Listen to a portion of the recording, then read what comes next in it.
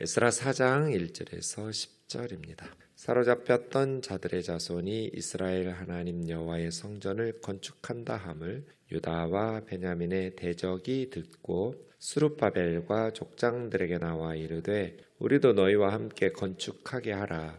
우리도 너희같이 너희 하나님을 찾노라. 아수르 왕 에살핫돈이 우리를 이리로 오게 한 날부터 우리가 하나님께 제사를 드리노라 하니 스룹바벨과 예수아와 기타 이스라엘 족장들이 이르되 우리 하나님의 성전을 건축하는데 너희는 우리와 상관이 없느니라. 바사왕 고레스가 우리에게 명령하신 대로 우리가 이스라엘의 하나님 여호와를 위하여 홀로 건축하리라 하였더니 이로부터 그 땅 백성이 유다 백성의 손을 약하게 하여 그 건축을 방해하되 바사왕 고레스 시대부터 바사왕 다리오가 즉위할 때까지 관리들에게 뇌물을 주어 그 계획을 막았으며 또 아하수에로가 즉위할 때 그들이 글을 올려 유다와 예루살렘 주민을 고발하니라. 락사스타 때 비슬람과 미드드락과 다브엘과 그 동료들이 바사왕 아닥사스다에게 글을 올렸으니 그 글은 아람 문자와 아람 방언으로 써서 진술하였더라. 방백 르훔과 서기관 심세가 아닥사스다 왕에게 올려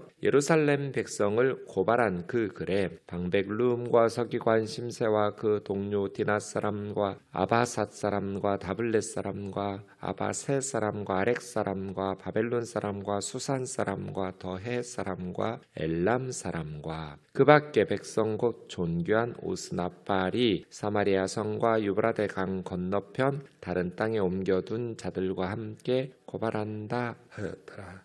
아멘. 에스라 4장입니다. 1장에서 고레스 칙령으로 바벨론 포로지에서 돌아왔잖아요. 2장에서는 돌아온 사람들의 명단이 기록되어 있었고요. 3장에서 어제 우리가 본 것처럼 이제 성전 공사를 시작했습니다. 예루살렘에 538년에 고레스 칙령이 있었고 537년 봄에 4월에 돌아왔어요. 유다 땅으로. 그리고 3개월 후에 7월에 모여서 초막절을 지키고 번제단을 쌓아서 예배하고 그 이듬해 돌아온 다음이니까 536년 봄이겠죠. 2월이었어요. 537년에 돌아왔고 536년에 성전 공사가 시작되었어요. 그리고 오늘 4장에 보면 이제 대적들의 방해가 있습니다. 그래서 성전 공사가 중단돼요. 5장에 가서 15년 만에 다시 성전 공사가 재개되었어요. 그래서 성전 봉헌식을 6장에서 하게 되죠. 이렇게 1장에서 6장까지 에스라서는 1차 포로 귀환한 사람들의 역사를 기록하고 있습니다. 돌아왔고 명단이 있고 성전 공사 시작했는데 오늘 4장에서는 대적들의 방해가 있어서 성전 공사가 중단된 거죠. 하나님의 일을 할 때 원수들의 방해가 반드시 있습니다. 사탄이 가만히 있겠어요? 회방하겠죠. 그럴 때 하나님의 백성들은 어떻게 해야 되는가? 그렇지 않아도 지금 힘든 상황이잖아요. 50년 혹은 70년 만에 바벨론 포로지에서 예루살렘에 돌아왔어요. 뭐 군사력이 있어요, 경제력이 있어요, 정치력이 있어요. 아무것도 없어요. 그냥 하나님의 역사를, 끊어진 하나님 나라의 역사를 다시 조상들의 땅에 돌아가서 시작하겠다. 끊어진 하나님 나라의 역사를 다시 잇자, 다시 새롭게 하자, 회복시키자, 이런 비전과 열정과 꿈만 가지고 돌아온 거죠. 그런데 대적들이 이 4장 1절에 보면 유다와 베냐민의 대적이 듣고 들었으니 가만히 있겠어요? 이제 회방하는 거예요. 그래서 2절에 스룹바벨과 족장들에게 나와 우리도 너희와 함께 건축하자. 우리도 너희와 같이 너희 하나님을 찾노라. 아수르 왕 에살핫돈이 우리를 이리로 오게 한 날부터 우리가 하나님께 제사를 드리고 있노라. 이게 무슨 말이에요? 아수르 제국은 강력한 강제 이주 정책을 사용했다고 그랬잖아요. 북이스라엘을 멸망시킨 후에 북이스라엘의 이스라엘 사람들은 아수르 제국의 다른 지역으로 흩어놓았어요. 또 다른 지역에 살던 이방인들을 사마리아와 북이스라엘로 강제 이주시켰어요. 그러면 북이스라엘은 땅은 이스라엘 땅, 약속의 땅이지만 사람들은 이방인들이에요. 그리고 남아있던 이스라엘 사람들과 혼혈이 됐겠죠. 그러니 유다와 베냐민, 남유다 왕국 사람들이 볼 때 북이스라엘 사람들은 과거의 이스라엘 사람들이 아니에요. 이방인들이 이주해서 아수르 제국의 강제 이주 정책 때문에 이방인들이에요. 그들이 하나님을 찾노라, 너희 하나님을 섬기노라, 너희 성전 공사에 우리가 돕겠다.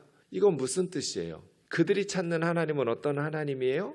남유다 사람들이 찾는 하나님은 어떤 하나님이에요? 어떻게 달라요? 남쪽과 북쪽이? 남유다 사람들은 유일하신 하나님이에요. 다른 신을 10계명, 1계명이 10계명의 가장 중요한 계명이거든요. 나 외에 다른 신을 너희들 앞에 두지 마라.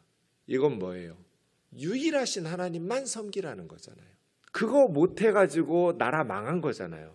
남유다 왕국이 왜 바벨론에게 망했어요? 하나님께 예배 안 드려서 망하지 않았어요? 혼합 종교가 문제였어요. 늘 예루살렘 성전에서 하나님께 예배 드렸어요. 그런데 다른 우상 신들에게도 예배를 드렸어요. 그 혼합주의, 종교적 혼합주의가 남유다가 멸망한 이유예요. 그래서 70년 동안 바벨론의 나라 망하고 서러운 눈물 나는 세월을 살다가 돌아와서 지금 성전 공사하는데 북이스라엘에서 도깨대요. 북이스라엘 사람들은 뭐예요?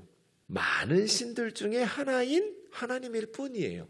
유일하신 하나님이 아니에요. 왜냐하면 이 사람들은 아수르의 다른 지역에 우상 숭배하던 다신교 사람들이 사마리아와 북이스라엘에 와서 하나님을 하나 추가시킨 것뿐이기 때문이에요. 그거는 쉽죠. 자기들의 신을 버리고 하나님만 섬기는 건 어렵지만 자기들의 신 다 섬기면서 이스라엘의 하나님 신 하나 더 섬기는 건 그건 뭐 일도 아니에요. 어차피 많은 신들을 섬기고 있으니까요. 신들이 많으면 많을수록 더 자기들은 안전하고 이제 이스라엘 땅에 왔으니 당연히 이스라엘의 신 하나님을 섬기는 것은 이 사람들에게는 당연한 거고 더 안전하고 더 많은 세상의 축복을 누릴 수 있는 기회, 뭐 그런 방법으로서의 이스라엘의 하나님 도 섬기는 거예요. 달라요. 남쪽과 북쪽이. 우리가 우면동교회 예배당을 짓는데 과천에서 신천지 사람들이 와가지고 도와주겠대요. 두 가지 이익이 있겠죠? 재정적으로도 도움이 될 거고 적대 세력도 방해도 안 할 거예요. 근데 그거 받아들일 우면동교회 성도가 누가 있어요? 신천지 사람들이 와서 돕겠다. 우리도 하나님 섬긴다. 너희하고 똑같은 성경 믿는다. 못 받아들이잖아요. 그걸 받아들인다는 건 뭐예요? 너희도 우리와 같은 크리스찬이다. 인정하는 거잖아요. 남유다 사람들은 북쪽 사람들의 제안을 받아들이면 재정적으로도 도움이 되고 방해도 안 할 테니까 세상적으로는 도움이 될지 모르겠지만 그래서 나라 망했잖아요. 혼합종교. 그 영향력을 끊어내야죠. 그래서 당연히 스룹바벨과 여호수아는 거절했죠. 그때 거절한 이유가 고레스 칙령이에요. 고레스 페르시아 왕이 우리에게 이런 명령을 해서 우리한테 지으라고 했으니 우리가 홀로 성전 건축할 거야. No thank you 한 거죠. 고맙지만 사양할게.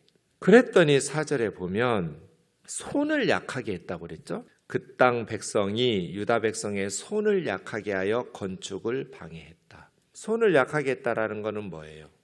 전쟁의 분위기를 만들어 놓고 위협하고 협박하고 그렇게 분위기를 싸울 태세로 만들어가면서 낙담시키고 두렵게 해서 공사를 방해한 거죠. 하나님의 일을 할 때는 반드시 방해하는 세력이 있습니다. 반드시 사탄의 회방이 있어요. 그때 어떻게 해요? 손이 약해져요. 그러면 안 되는 거예요. 싸워야죠. 어떻게 해야 돼요, 여러분? 에스라 4장은 5절 바사왕 고레스부터 다리오가 즉위할 때까지 고레스 죽었고 캄비세스가 왕이 되고 죽었고 그 다음 다리오거든요. 세 번째 왕이에요. 페르시아 왕이. 고레스, 캄비세스, 다리오 때까지 그렇게 중단되고 있었어요. 즉위할 때까지 관례들에게 뇌물을 주어가면서 그 계획은 뭐예요? 성전 공사죠. 북쪽 사람들, 주변의 사람들이 페르시아의 관리들에게 뇌물을 주면서 예루살렘 성전 지면 큰일 납니다. 저 사람들 놔두면 난리 납니다. 옛날에 큰 나라였습니다. 다윗과 솔로몬이라는 때 있었습니다. 그럼 그냥 예루살렘과 유다는 페르시아에서 잃어버린다고 생각하셔야 됩니다. 저 민족은 늘 반역하던 민족이고 이제 페르시아에서부터 완전히 떨어져 나갈 겁니다. 이런 식으로 했어요. 그래서 5절에서 6절부터 23절은 삽입구예요. 괄호 딱 치면 돼요. 그래서 24절로 넘어가시면 돼요. 5절에서 24절로 4장 24절 보세요. 이에 예루살렘에서 하나님의 성전 공사가 바사왕 다리오 2년까지 중단되니라. 그래서 5절에서 24절로 넘어가면 공사 중단이에요. 그래서 537년에 왔고 536년 봄부터 공사 시작했는데 다리오 왕이 521년에 즉위하거든요. 그러니까 520년 2년째까지니까요. 그래서 536년 봄에 시작했다가 520년 때까지 중단됐어요. 여러분 보면 하나님의 일을 하다가 방해했어요. 그래서 중단됐어요. 그럼 어떻게 해야 돼요?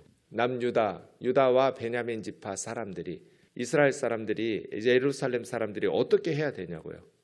손을 약하게 했어요. 대적들이. 그럼 여러분 같으면 어떻게 하시겠어요? 싸워야죠. 싸워가면서 계속 해야죠. 그러기 위해서 필수적으로 기도해야죠. 하나님 앞에 히스기야처럼 부르짖으면서 하나님 편지 성전에다가 펼쳐놓고 히스기야가 기도하잖아요. 아수르 사람들이 보낸 사네립의 편지를 성전에다가 펼쳐놓고 하나님 읽어보라고. 대적들이 지금 하나님의 백성들을 위협하고 근데 우리는 약하고 저 군대를 이길 수가 없고 그러니 하나님의 도우심을 구하면서 똘똘 뭉쳐서 기도하면서 고레스 왕의 칙령이 있었으니까 신하들을 보내가지고 고레스 왕이나 또 캄비세스나 아닥사스다 아하수에로 계속 다리오까지 이어지는데 그렇게 이어지는 그 모든 세대에 몸부림치면서 싸워가면서 하나님의 일을 계속 했어야죠. 근데 에스라에서에 보면 유다 사람들이 입도 뻥끗 안 해요. 아무것도 안 해요. 그냥 중단해버려요. 기도했다는 말도 없고 총독에게 보내서 맞서 싸웠다는 말도 없고 주변의 대적들은 계속해서 뇌물을 줘가면서 페르시아의 본국에 편지를 보내는데 남유다에서는 사신들을 대표단을 보냈다거나 편지를 보냈다거나 총독 스룹바벨도 대제사장 여호수아도 아무것도 안 해요.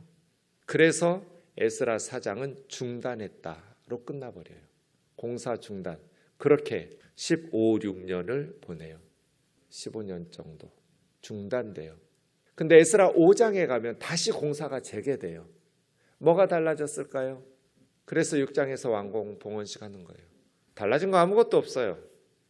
사람들이 변한 것도 아니고요. 15년 동안 여전히 총독, 대제사장 그 사람들이에요. 대적들이 없어진 것도 아니에요. 여전히 사마리아에서 주변의 이방 나라들이 위협하고 협박했어요. 어라 저것들 봐라. 15년 만에 다시 꿈틀꿈틀하면서 뭐 짓고 있네? 다시 방해했어요. 대적들은 여전히 기세등등해서 회방했어요. 뭐가 달라졌어요? 딱 한 가지만 달라졌어요. 15년 동안 달라진 게 하나도 없었는데요. 하나가 달라졌어요. 그 하나가 뭐예요, 여러분? 선지자들 하나님의 말씀이 임했어요. 학개와 스가랴예요. 하나님의 말씀을 듣고 여전히 상황과 환경은 달라진 게 하나도 없는데 다시 15년 만에 일어났어요.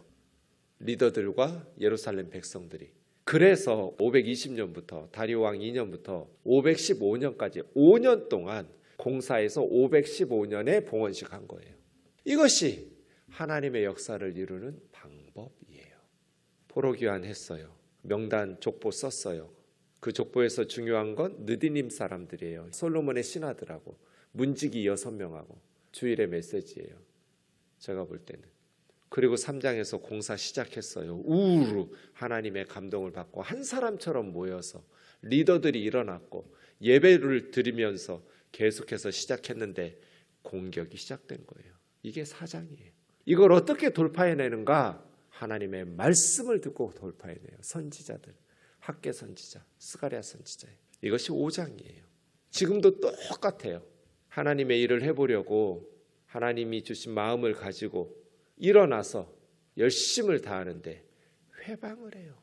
그러면 꿈틀하고 싸우면서 한편으로는 하나님 앞에 기도하고 한편으로는 세상적으로 싸울 수 있는 것들을 싸워가면서 이 하나님의 역사를 포기하지 말고 70년 포기했었는데 70년 만에 돌아왔으면은 이 성전을 포기하지 말고 계속해야 하잖아요.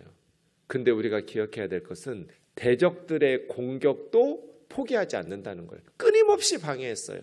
한 번 공격하고 끝나지 않았어요. 그것이 5절 6절이에요. 고레스 시대부터 다리오 때까지 또 아하수에로가 즉위할 때 계속해서 고발하면서 아닥사스다까지. 이 아하수에로가 에스더 왕비의 남편이에요. 에스더의 남편 아하수에로. 그리고 아닥사스다. 그러니까 적대 세력이 어떻게 회방했는지 그 내용이 편지죠. 페르시아 왕에게 보내는 편지들이 7절에서 16절까지 쭉 나오고 있어요. 결국 유프라데스 강 서쪽 페르시아의 영지는 사라지게 될 겁니다. 우리가 왕을 위해서 하는 말입니다 하면서 하나님의 나라의 역사는 비단길 밟고 온 거 아니에요. 고난의 길, 가시밭길, 좁은 길, 험한 길, 그 길 걸어서 하나님 나라의 역사가 지금 우리에게까지 온 거죠. 평탄한 비단길 밟고 온 때가 언제 있었어요? 늘 십자가의 길이었고 고난의 가시밭길이었죠. 여러분의 신앙생활도 보세요. 평탄한 비단길만 걸어서 여기까지 왔나요? 그런 성도는 없어요. 언제나 고난의 길이 있고 기도 제목이 있고 우리가 하나님을 위해서 살려고 하면 사탄의 회방과 기도 제목과 수없이 눈물 나는 골짜기를 통과해내야 돼요. 그때 하나님의 백성들이 어떻게 할 거냐? 멈춰버리면 공격 안 하죠. 대적들이 없으니까 세상적으로는 편안하게 살겠죠. 그러나 그것은 하나님의 뜻이 아니에요. 장을 담그지 않으면 구더기를 안 봐도 돼요. 장을 담그니까 구더기가 생기죠. 하지만 구더기가 생긴다고 해서 장을 담그지 않아 버리면 어떻게 해요? 그러면 아무 열매도 맺을 수가 없어요. 싸워가면서 걷어내면서 자, 이제 우면동 교회는 우리의 어려움이 정리되었어요. 예배당을 건축하고 재정적인 어려움이 있고 두 교회가 통합하면서 하나님의 은혜로 평안하게 왔어요. 이제 빚도 사라졌어요. 우리는 어떤 빚도 없어요. 자, 이제부터는 어떤 교회로 하나님께서 우리에게 세워지기를 원하실까요? 교회마다 상황들이 다른데 어려움에 처했을 때는 그 어려움을 극복하기 위해서 기도해야죠. 하나님께서 우리 교회의 빚을 제거시켜 주셨어요. 어려움이 사라졌어요. 그 어느 때보다도 평안해요. 그럼 이제 우리는 어떻게 하나님의 일을 해야 돼요? 우리끼리 행복하게 신앙생활하면 안 돼요. 우리를 위해서 뭘 짓고 또 뭘 사고 우리를 위해서 뭐 만들어가고 우리끼리 행복한 신앙생활하면 안 된다고요. 이제는 선교적인 공동체로 저 구원받지 못한 세상 사람들을 위해서 복음을 전하고 그 영혼들을 살리고 세상을 위해서 선교 공동체를 이루어가면서 하나님의 일을 하라고 우리에게 평안하게 교회 어려움들을 제거하시고 빚도 없애주시고 다 하신 것이지 우리끼리 신앙생활 행복하게 하라고 우리를 위해서 더 많은 것들을 채워가면서 살라고 우리에게 요구하시지는 않을 것 같아요. 이제 죽어가는 영혼들을 위한 교회로 세상을 살려내는 복음의 공동체로 우리 교회는 다시 업그레이드 돼야 돼요. 지금까지도 그렇게 선교를 위해서 했다면 선교 안 하면 재정도 좀 더 여유 있고 여유 있게 살 수 있어요. 신앙생활 우리끼리 즐겁고 행복하게. 그러나 그것은 교회를 향한 하나님의 뜻이 아니에요. 선교 안 하면 핍박도 없죠. 순교도 안 당해요. 어려움도 안 당해요. 선교사 안 보내는데 무슨 순교를 당해요. 그런데 선교하면 구더기가 생겨요. 장을 담그면 원수들이 생기고 회방하는 세력이 생기고 가슴 찢어지는 일들이 생기고 그래서 똘똘 뭉쳐서 성도들이 기도하고 돌파해내면서 하나님의 나라의 역사를 이루어야지. 하나님의 나라는 저절로 이루어진 적이 없어요. 비단길 밟고 오는 길은 없어요. 개인적으로나 가정적으로나 교회적으로도 마찬가지예요. 여러분 가정에 어려움이 있으면 기도하면서 이겨내면서 개가 짖는다고 기차가 멈춰 쓰나요? 개가 짖어도 기차는 달려야죠. 싸워가면서 하나님의 도우심을 구하면서 우리의 연약함을 하나님 앞에 아뢰고 하나님의 주시는 위로와 힘을 경험하면서 싸워서 하나님의 사명을 감당해야죠. 편안하게 살려고 스탑해버리면 안 되는 것이죠. 계속 가야 돼요.